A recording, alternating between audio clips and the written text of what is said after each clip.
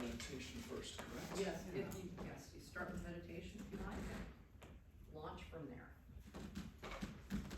Well, good morning, everybody. Good morning. Before we get into our message today, thank you for the lovely music, Louise. It's such a pleasure to work with you. Likewise, thanks so much. So I invite us to take a moment and just prepare ourselves to receive this message today on health. So I invite you to get comfortable in your seat if you haven't done so already. Maybe close your eyes halfway. Take a deep collective breath in. I invite you to just let those lungs fill up with that precious air. Hold it for a moment and breathe out. You can sigh if you want. Take another deeper breath in this time. Just let those lungs again fill up. Naturally, not forced. Hold it for a moment. And as we release the air, we just release all the thoughts, all the energies, all the emotions that may have went on before this moment.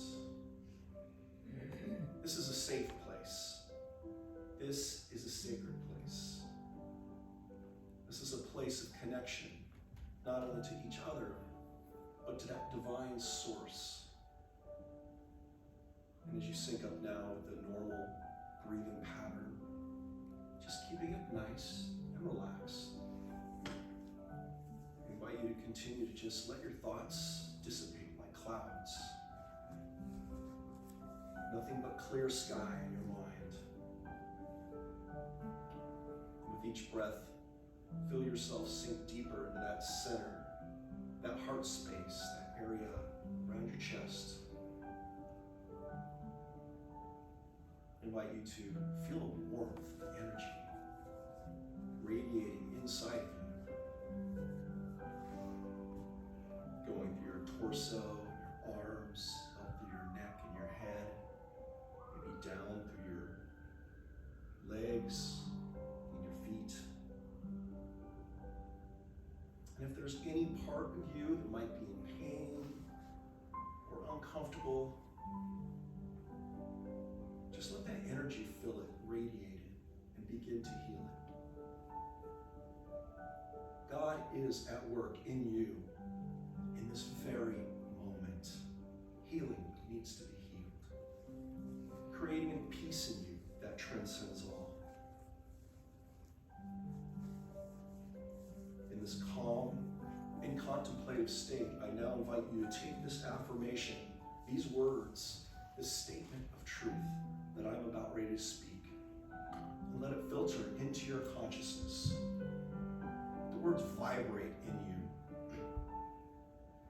And this affirmation is, God is health, and I am made in the image and likeness of God. God is health, and I am made in the image and likeness of God. God is health, and I am made in the image and likeness of God. So I invite you to take these words now into a few moments of deep silence. Deeper silence.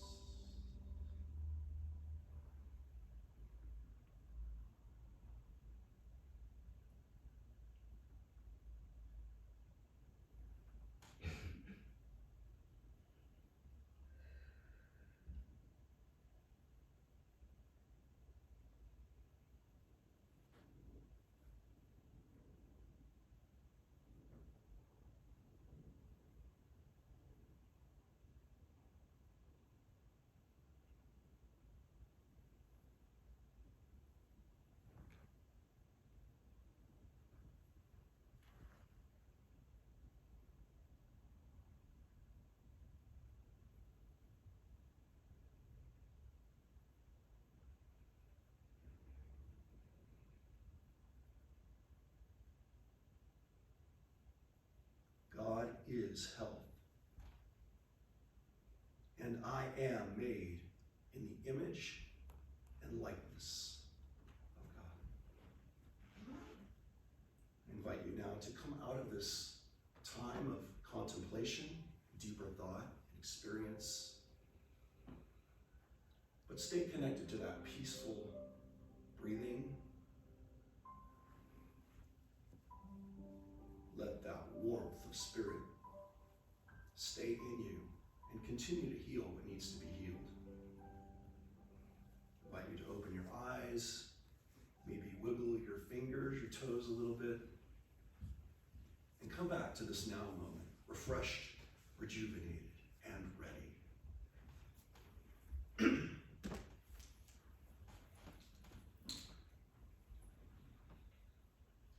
How's everybody feel?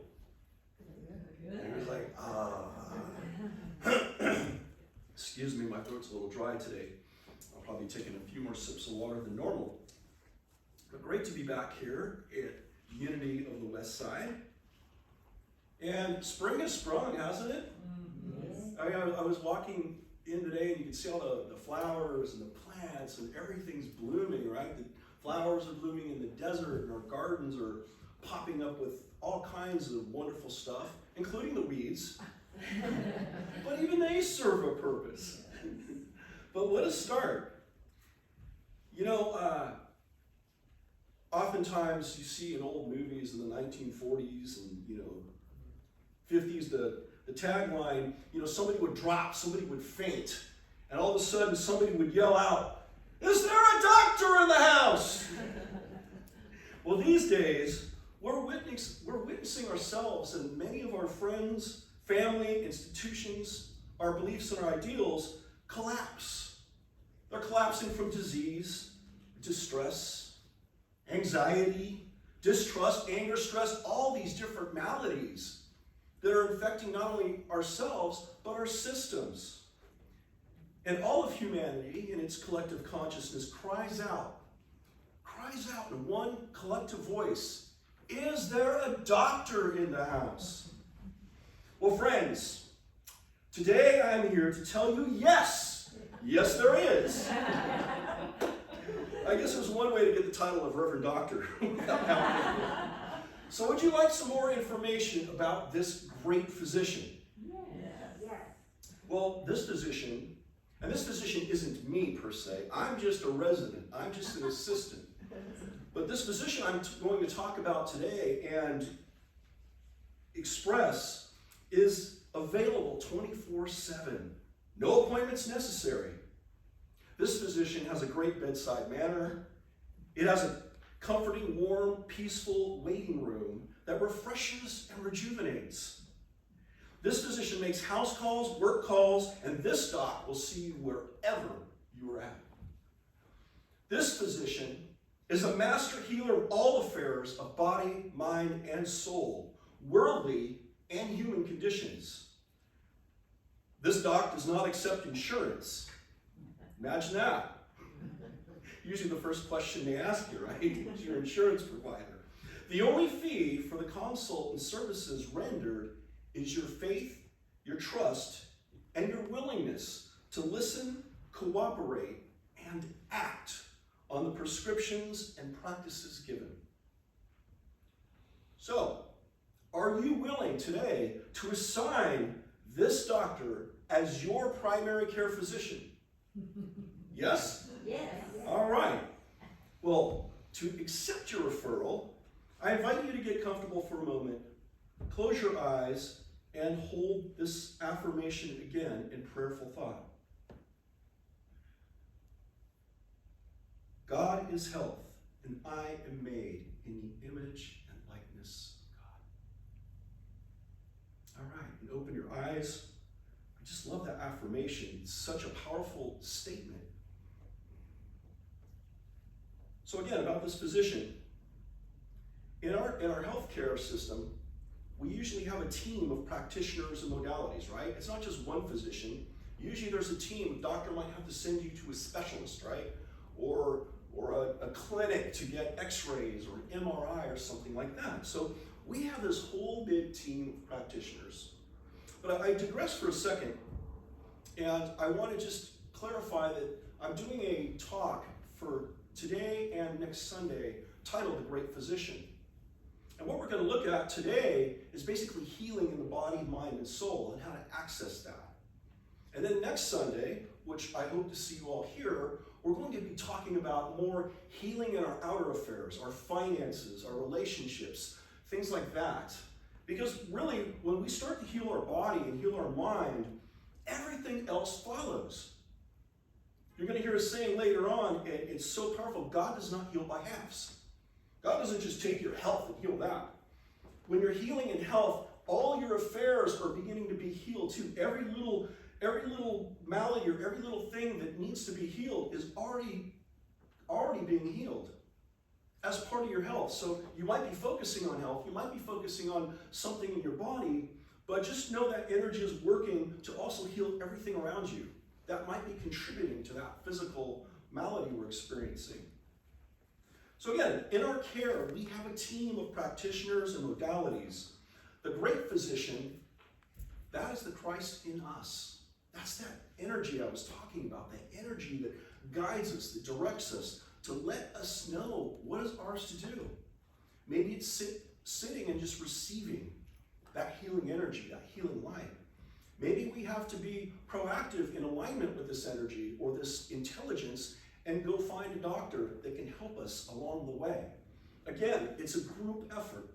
It's a team approach.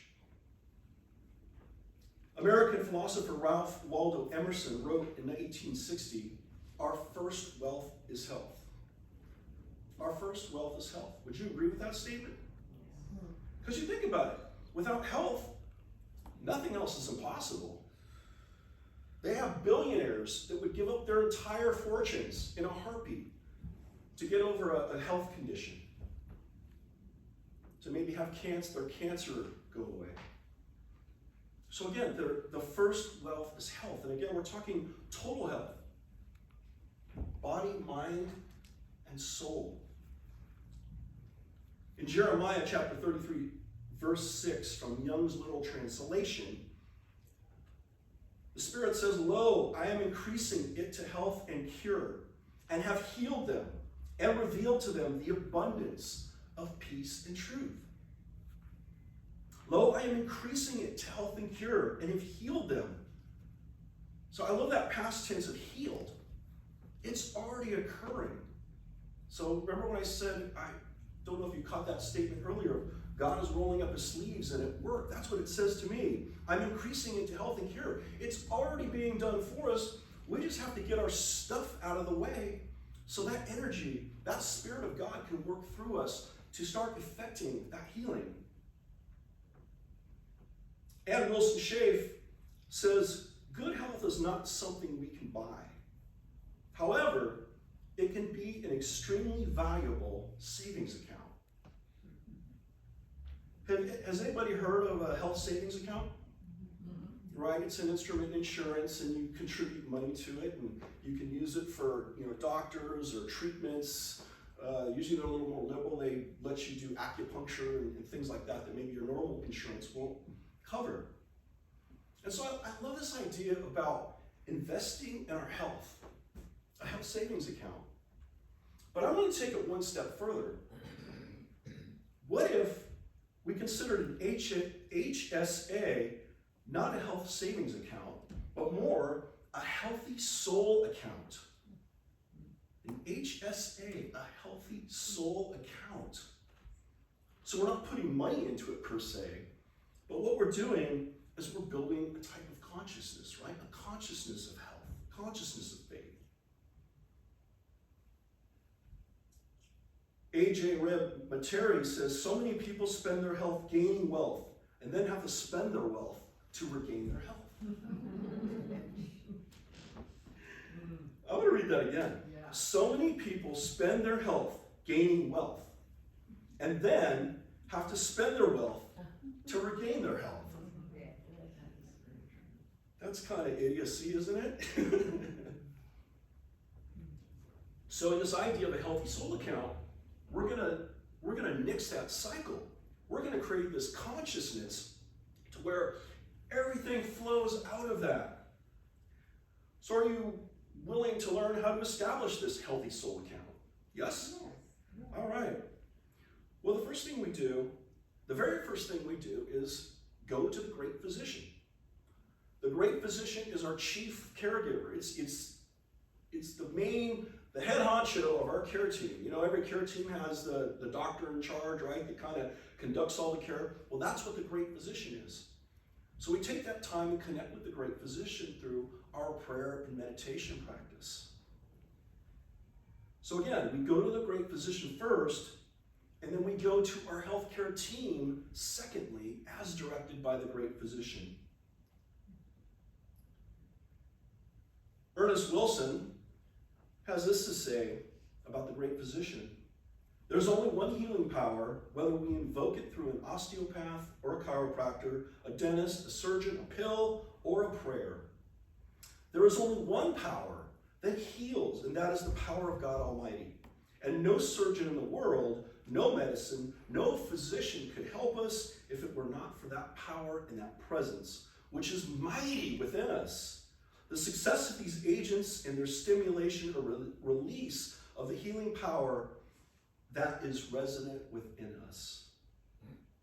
So again, that power, that light, as I talked about earlier, that Christ light in us, everything comes from that source. And we go to that source first. I like to say divine assurance is divine insurance. I will not leave you or forsake you. Divine assurance that we are made in the image and likeness and that we are made in the perfect pattern is our insurance. So we don't want to focus on healing our condition or focus on our condition or whatever's ailing us. We don't want to focus on that. What we want to do is, again, focus on this idea of perfection and focus on this great physician, that the great physician is at work. And we want to begin to create a consciousness of health. So I might have stated this in some earlier talks, but this idea of consciousness are the living bricks.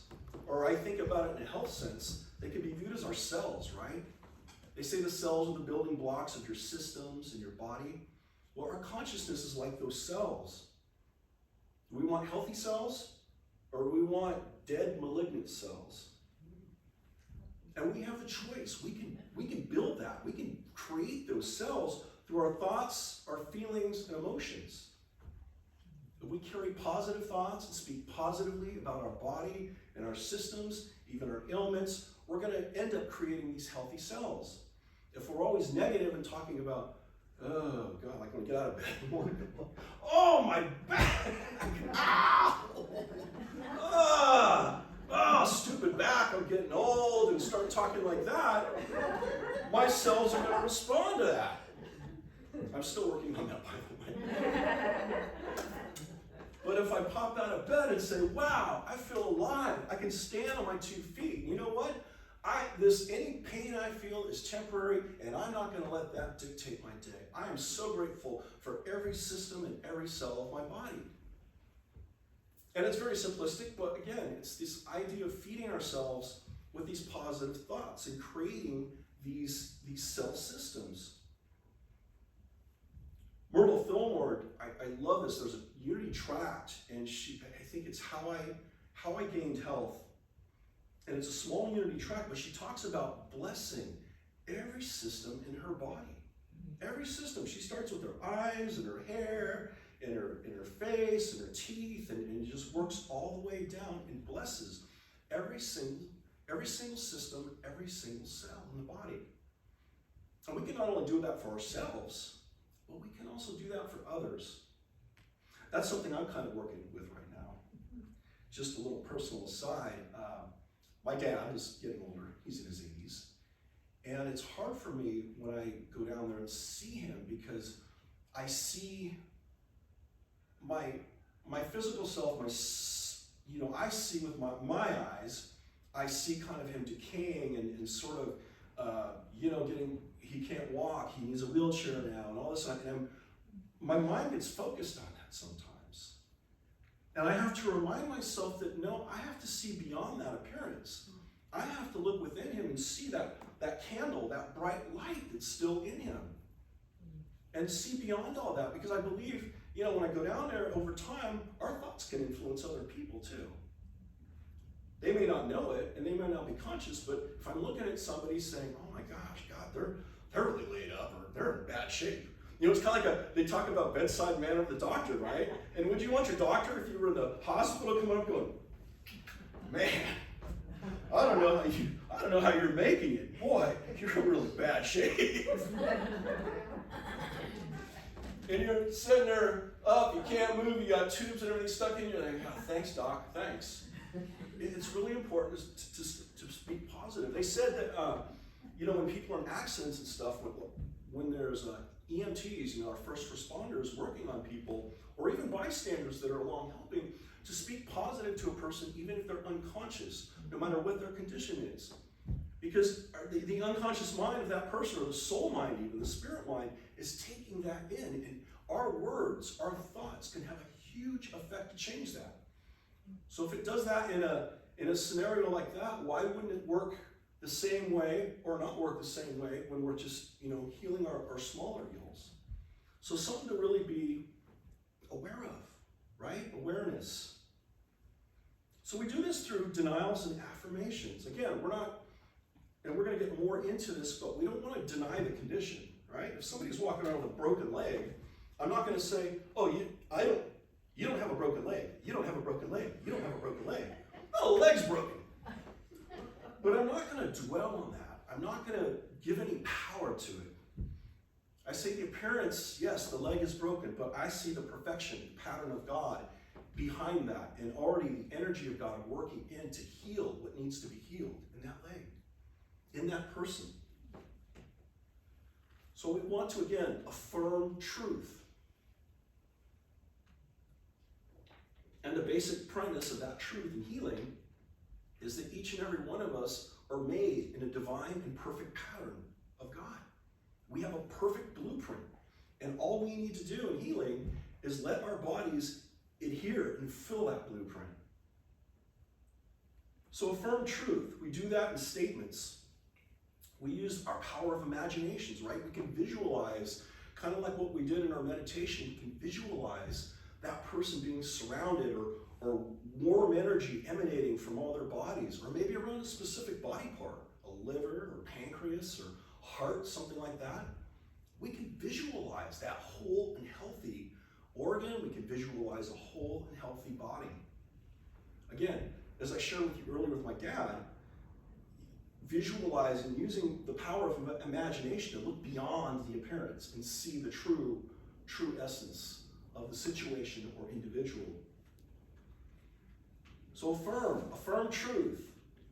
We turn those statements, we anchor those statements into positive feelings. And again, in knowing this, we want to know in faith that God does not heal by halves. It's impossible. Spirit always hears whole. So in other words, there may be a physical, if I got a broken finger and I'm praying for a broken finger, there may be also some healing that needs to happen inside of me. Maybe I have an attitude that needs to be shifted. Maybe there's some kind of forgiveness that needs to happen. So, in other words, Spirit is not only working, and the energy is not only working to heal my broken pinky, but maybe my mindset, maybe my emotions and feelings that I have. So it's an all or nothing deal. So again, we always want to go first direct to the great physician, and then go next as the Spirit directs to our care team, maybe our physical care team. I like it when I go to hospitals or I'm in the doctor's office. I'm praying for the caregiver. I'm praying for the nurse that's taking my blood pressure. I'm praying for the person. I always pray for the person that's drawing my blood. Peace be still. Peace be with you. That person's got that big old needle. Luckily, I'm not afraid of needles, but nobody likes to see a phlebotomist come up with shaky hands or having a stressful day. So we pray for the care team, pray for the caregivers. If we're visiting a friend in the hospital, we can pray for their care team too. We can pray for their doctors, pray for all the lab technicians, pray for the hospital administrators, pray for the person handling their insurance claim. All of the team, it's all one thing. We have faith. We exercise faith in the power of God. We exercise faith in loving kindness. We exercise faith and in our responsiveness. And to keep our faith high, to maintain that faith, to, again, bank that healthy soul account, we want to say, my expectation is from divine source. And mean it. So we don't want to confuse the source and the channels. Because all of our healthcare, whatever we do outside, when we go to acupuncture or, go get a massage or get surgery, whatever, they're all outside channels. So we don't want to focus on the outside channels. And again, we don't want to focus on the outward manifestation. Sometimes we get too fixated on, we just want that.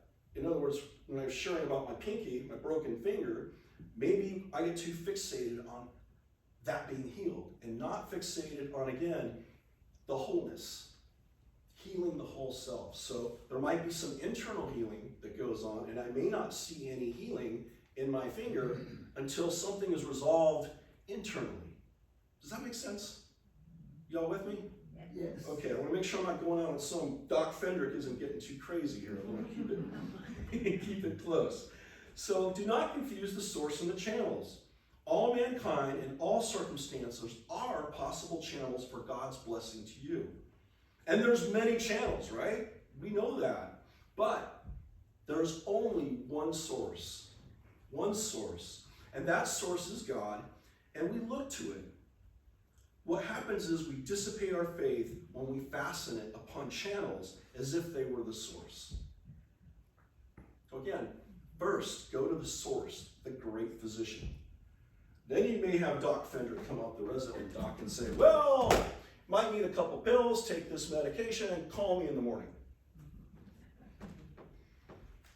So we have only one God, many doctors, but there's only one chief physician.